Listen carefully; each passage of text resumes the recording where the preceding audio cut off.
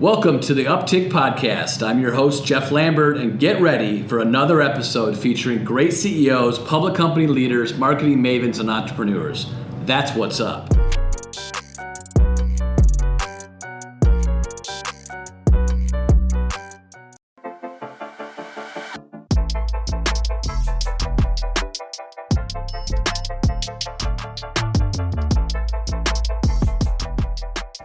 Well, I'm joined today on the UpTiiCK Podcast by professional athlete, amateur investor, and my friend Logan Webber. Logan's a professional beach volleyball player in the AVP, and his stock is definitely on the rise with his sights on the Paris Olympics in 2024, so keep an eye out for that. Based on his recent wins, both in the U.S. and abroad, I wouldn't short Logan's stock if I were you. He's also a TiiCKER-sponsored athlete, so we're excited about that. A brand ambassador for us and carrying the brand all over the place and to sports fans and everyday Americans and investors and consumers who hopefully connect their account to TiiCKER and get to explore some perks. We'll talk about Logan's favorite stock, but first let me welcome Logan properly to the show. I always wanted to do this, and I think it's appropriately. Playing out of Hermosa Beach, California, standing 6 feet 9 inches tall with a wingspan of 7 feet 1 inches and able to leap small players in a single bound, Logan Webber. Love it. All right. It. Awesome, Jeff. Well, hey, it's great to be here. I know, we've known each other for a really long time. I believe we met playing beach volleyball, correct? We did. Yeah, and it's crazy as I go through this journey of trying to qualify for the Olympics in the long term and just trying to win as many tournaments and get my name out there in the short term. It's crazy to take these opportunities, just kind of look back and remember all of the people that I've met through the sport of volleyball, and that's one of my favorite things about playing is just getting to meet all these new people that without the sport that I probably never would have met, because I don't believe our paths probably would have ever crossed if it wasn't for volleyball. I think that's true, and I think I met you when you were 15 or 16 and playing in a local beach volleyball tournament, and you weren't quite as tall and you were definitely a lot skinnier, but you actually grew up playing different sports, and kind of talk about how you found volleyball. Yeah, I did. So naturally, being on the taller side my whole life, I was put into basketball pretty early. And then being a Michigan boy, I actually played hockey for about 7 years growing up. So hockey was my first love. And then at some point, I got a little too tall and a little too skinny to play hockey. So once we started able to actually hit each other, and I became more friendly with the boards and getting checked into them than I did with scoring. So I figured at that point it was probably time to hang up the skates and look a little bit elsewhere. So yeah, I started playing basketball probably back in middle school. Did that all through about halfway through high school. And then halfway through high school, a local club volleyball team started a boys team, which at that time in the state of Michigan was pretty unheard of to have boys volleyball. It's growing at this point, but back when I was in high school, there really wasn't much. So I started playing there. I played 2 years of club volleyball there, and then went and played at Cincinnati Christian University, which is a tiny little school in Cincinnati, Ohio. It's pretty funny how I got there looking back at it now, because again, boys volleyball in Michigan isn't huge. And I had like a 85-second highlight clip that I put on a recruiting website. And looking back at it now, I'm like, wow, why did anybody ever recruit me after watching this? Because it's awful. They might have been able to tell how tall you were by the video. That's true. Like, well, he's tall and lanky. He looks like a volleyball player. Right. So yeah, we'll go for it. Which was just, it turned out to be an awesome thing, because I was able to play beach volleyball while I was playing indoor in college as well. Cincinnati has a couple different indoor sand facilities down there, so to be able to continue to play beach volleyball while I was playing indoor definitely helped to develop my game quicker. And then after graduating college in 2018, I moved full-time out to Hermosa Beach, California, and just never really stopped playing in tournaments since then. Well, I actually had the joy of watching you train in my backyard. So during COVID, wasn't any place to play. They canceled the AVP tournaments, and you came home, and it was awesome to watch you out there, and, every day, and doing crazy drills, and talk to me about how hard that was to kind of be go and on this progression, and then have to stop and not be really competitive volleyball for a period of time. Yeah, it was tough because even within like the professional beach volleyball community, I'm kind of known for playing more tournaments than just about anybody else. Ever since I graduated college, I would just find a tournament every single weekend and go and play, which for most players, they like to take a little bit of time off, whether that's a 2-month off season without tournaments or even just a week here and there. And for me, I love playing so much and I love traveling so much that I never felt the need to do that. So for me, once COVID started, it was obviously just a big shock because now instead of being able to travel and play tournaments, I was just kind of stuck. So obviously it was huge for us to be able to have that opportunity to play in your backyard, as you were saying. And not only did it work well for me, but because everybody else was at home from work, they were able to get out and come and play as well. Because sometimes don't tell their bosses. Exactly. Don't tell their bosses. Yep. They were working the whole time. I promise. Right. Playing beach volleyball with a Bluetooth headset and something like that. Sean Beatty. Yeah. That's exactly what I was thinking of.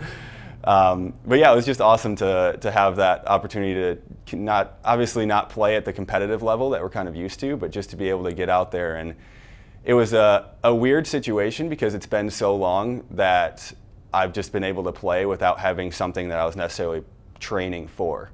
So it was actually kind of nice to just be able to go out and play and have fun with the guys and not really feel like we had something that we were like stressing to work towards. Right. So it was really different. And then the rest of that summer, I just kind of found any tournament anywhere that was actually happening, and I would get on the flight with the 3 other people that were on the plane at that time, and just try and go and play. So that was an interesting time because I was able to play at a lot of facilities in a lot of cities that I don't normally get to play at. So we would play the middle of nowhere, Iowa, and a lot in Ohio, and just these kind of random little places that I kind of opened with. It was cool to be able to kind of grow. I don't know if my fan base is the right word because I don't really feel like I have a fan base necessarily, but to be able to grow after this podcast. We sure will. Yep. Growing the fan base right now. But yeah, it was awesome to just kind of be able to show up in places that wouldn't necessarily have that high level of the sport there, but because of COVID and them being some of the only tournaments, it was, you'd get 20 really good players, like I said, playing in a cornfield in Iowa just because it was the biggest tournament. So it was different. It also kind of made, I think, the whole community kind of realize how fragile all of not only beach volleyball, but just all of sport in general is, and how quickly that can be taken away with something like COVID or in non-COVID times, something like an injury. And it really made me, I guess, more grateful for the opportunities that we've had post-COVID and the ability that I have to be able to continue to play. Yeah, I think it's great to remember how the blessings that we have and the opportunities that we have, and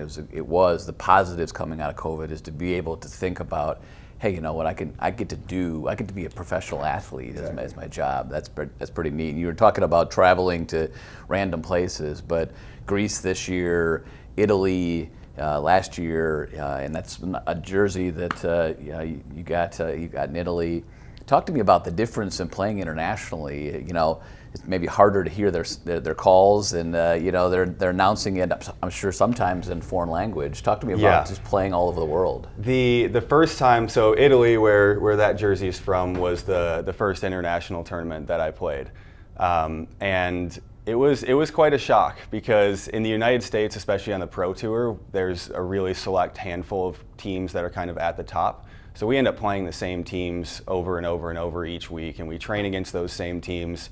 So you just kind of like build there's some tension there, but there's also some camaraderie just because you travel all around the country with these same people and you know their games, you know their play styles, everything like that. And then you go international and you have never seen these guys before. So you're playing teams that are completely new to you, which is, I usually like to say I know so many people in the volleyball community now that it's rare for me to play somebody that I've never played before. Right. But then when I go to international tournaments, it's like I have no idea who any of these people are. Right. So that was a big difference, and then also just trying to re-normalize yourself, not like your body and your eating habits when you're playing these tournaments. Because obviously in Italy, I'm a big pasta guy.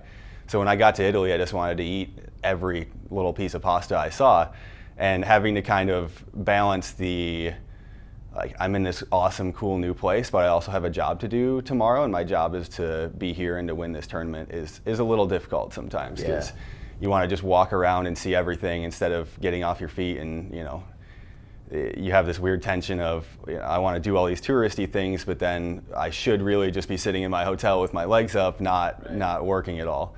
But Greece was amazing this year. That was probably my favorite place that volleyball has taken me so far. We went to Rhodes Island in Greece, and we were fortunate. The finals. Yes, yep. We were fortunate enough to get a silver medal, which was awesome. It was a long couple days of volleyball, but yeah, it's so cool. Greece was amazing. All the people there were super friendly, and a lot of people in Greece speak English, which helps a lot. Italy was a little bit tricky with that, just having to go out and even just order food and trying to communicate is difficult. But Greece was amazing. We have a big October of international tournaments planned right now, so those will be the next couple international. Anything in Germany? Are you doing Oktoberfest? It's coming back this year after a 3-year hiatus. That would be a tough one to to balance the hey, I need to play a tournament tomorrow. But those are carbs. Those are carbs, That's right? True. Yeah, get a carb load the day before.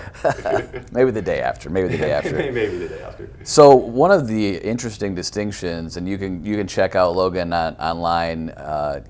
He's on several websites, USA Volleyball and AVP sites, and you're building a really nice resume again toward that path to hopefully the Olympics. And that that was always my dream. I was way too short as a swimmer to ever be able to do that, but you've got all the assets, you got the work ethic, you play as much as you possibly can, but you have an interesting distinction of you are playing with your partner right now.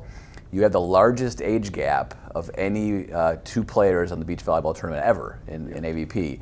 So talk to me about John Hayden, and John Hayden 49, Logan Webber 26, 23-year difference. Talk to me about I guess the value of that, but also how that came about. Yeah, there's. I guess I'll start with how it came about. So the partner swapping in the world of beach volleyball is an interesting dynamic, because it really is like a relationship, because you travel, the country, the world with these people, and you really, you build that team aspect. But then 2 months later, you can have a better opportunity come along, and it's like, well, I've spent the last 2 years with you, but here's my next opportunity, and I have to take it. So John called me back in, I believe it was this past November, and basically said, like, this is my last year playing on the AVP. I'm retiring after this year, and I kind of want to go out with a project, I guess, like building somebody else, a young guy up. And I think for he called me, you I was the beast. Yes, yeah. I think his words were he wanted to create one more beast on the AVP, and that phone call was obviously music to my ears. And it is a difficult decision, because my partner from last year, Evan, and I are really good friends, and we love traveling together, and obviously him being closer to my age, we have a lot more in common. But I'm missing out on the opportunity to just learn from John and everything that he's experienced. He's been playing professional volleyball either indoor or on the sand for, I think, longer than I've probably been alive. And having that kind of mentorship opportunity was huge for me. It's a little bit difficult because he lives in Nashville, Tennessee, so I haven't been able to get to train with him quite as much as I would like. But just the little bits that I've been able to, having that mentor-like figure on the court has been amazing. So I've been loving it. So this will be the second time you've partnered with a 49-year-old to win, because That's a year and a half ago you partnered with me in the Score Volleyball Championship, and I was 49, and I think you were 25 at the time. Yep. But we took down Charlie and Joe and the fellas. So good for us, right? We sure did. Yeah, apparently the 49 to 25, magic. 26, It's magic. It's yep. magic. So we'll be able to hopefully have an AVP trophy sitting up here. Yeah, Next podcast. But, it is true. But for all you UpTiiCK fans, the reality was in the finals championship, we actually played against one of Logan's original partners in the AVP, and they won some games together. And so toward the last game, I literally just kind of stood back and watched Logan just kind of take over. Don't let Jeff lie to you. We set Jeff every single ball. Right. I stood in the corner, passed occasionally. Yeah, you're Jeff, a heck of a passer. Yep, That's right. Yep. That's his biggest strength. So let's move a little bit to TiiCKER, obviously shareholder loyalty platform, connects investors and consumers to perks of ownership. What's your favorite stock or a brand that you love? Yeah, well, it's funny because when you asked me that question before we started this, I guess the thing that I'm the most knowledgeable on in the world of beach volleyball is like our personal brands as players are in a way the stock that we are building. And so I don't want to say that my personal brand is my favorite brand, but in that way of like trying to build our brand, because obviously we need people to help us along our journey, and we want people to follow us and to follow along. So being able to build our personal brand and also help the AVP build their brand, because beach volleyball in the Olympics, every single quad, so every 4 years, is the most watched summer Olympic sport. And we've always been trying to figure out how to kind of capture that momentum into our domestic tour on the AVP. Right. And part of that does come with us as players, and really being able to share our experiences in a way that fans are able to connect with and that fans are able to follow along and create storylines around me personally and around the AVP. So I think just that idea of keeping that stock of not only myself but the AVP on the rise and reaching out to more people, and having that entrepreneurial type mindset of what can I do to build my personal brand, whether that's to attract sponsors or attract fans. I've done a lot of playing around with different things over the last year or so. Obviously, when we're on the road and on planes, we have a lot of time to just kind of sit there and think of like, what do people want to follow along with, and what storylines do they want to see? So I've tried a lot of things over the past, and a lot of ongoing things. I do a lot of blog writing, which I think was a skill that I didn't know I even had, but I've really enjoyed writing and kind of letting people get these behind the scenes look of what it's like to be an AVP and a World Tour player, as well as doing as much as we possibly can to get our games and our matches broadcasted via live stream or via YouTube videos to fans that want to see stuff like that. And then obviously that in turn helps the AVP, which is then returns to us as well. So it's been interesting because the players really are a pivotal part in growing the brand of beach volleyball. And it's gone through its ups and downs over the last 20, 30 years. In the 90s, it was huge, and we had, the tour had a lot of really great sponsors, and then it's just been a wave since then. So it's been, it really is on us, and it's kind of terrifying because, again, COVID kind of showed like we don't know what's going to happen necessarily, because it is a very fragile sport, but it's also kind of on us. And that's the thing I've always loved about beach volleyball. Every aspect of it really is you're not part of a team necessarily, so everything that you do, all of your training, all of your lifting, all of your scheduling is all on you. So if you don't help to advance that, it's your brand, your stock isn't going to go anywhere.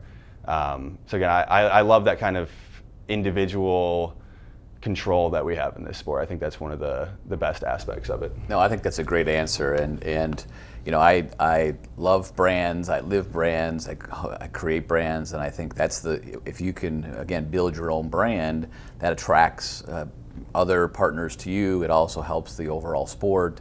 It's going to bring in other players, and ultimately that trajectory will hopefully lead to the top, and that's obviously the goal.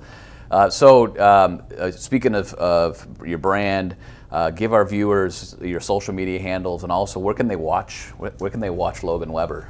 Yeah, so I would say my most active social media is my Instagram, which is at Logan Michael Webber. My Facebook as well. I actually just started a new Facebook and YouTube channel called VolleyWatch, and I kind of implemented it in a way to have one platform where all players are able to kind of live stream their matches. So we're trying to build out a little bit of infrastructure, get some good live streaming equipment so that we're able to bring fans. The AVP in most tournaments will live stream their center main court. But there's also matches that are just as high quality going on court 2 and 3 and 4. Right. So we want to kind of create a channel where people are able to watch those matches consistently instead of just trying to have to bounce around Facebook trying to find live streams. So VolleyWatch is kind of my newest project because there is a lot of interest in watching these matchups on the outer courts that people don't get a lot of access to. Well, that's great. So I think a man after my own heart and finding technology that's applicable, and I think hey TiiCKER team, we should put VolleyWatch and live stream on TiiCKER so people can watch it, and we've really appreciated the opportunity to be your sponsor, to be a part of your success. We're behind you all the way and cheering for you. And it's cool to see the journey really from, again, a scrawny kid to the discipline. To a slightly less scrawny Slightly kid, less scrawny. But still pretty scrawny. Come on, you got it. But really appreciate having you on. And I know our listeners, we typically talk to CEOs, and you're the CEO of your own brand, and I think that's pretty cool too. So really appreciate having you on, and best of luck. Look forward to seeing you in the Paris Olympics. Absolutely. Thanks, man. Thank you.